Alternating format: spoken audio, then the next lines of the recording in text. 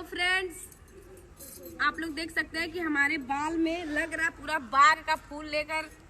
Hello दोस्तों, आप सभी का हमारे यूट्यूब चैनल पर स्वागत है। दोस्तों, सोशल मीडिया पर अंजलि चौहान हर बार नए नए परफॉर्मेंस को लेकर आती रहती है और आज ये काफी नए अंदाज में आ चुकी है। आज अंजलि चौहान नए परफॉर्मेंस में नजर आने वाली है। जी दोस्तों, आज अंजलि रात 8 बजे धमाकेदार परफॉर्मेंस को लेकर आने वाली है। 3 दिन लगा एक रील शूट करने में। उम्मीद है आप लोग बहुत ही ज्यादा प्यार देंगे। दोस्तों, आज पहली बार अंजलि चौहान को रील शूट करने के लिए 3 दिन का समय लगा, जिस वजह से आप अंदाजा लगा सकते हो कि ये रील्स काफी अलग अंदाज में होने वाली है, क्योंकि आप एक ही रील्स में अंजलि चौहान के रोमांटिक, एक्शन, कॉमेडी भरे किरदार को देखने वाले हो।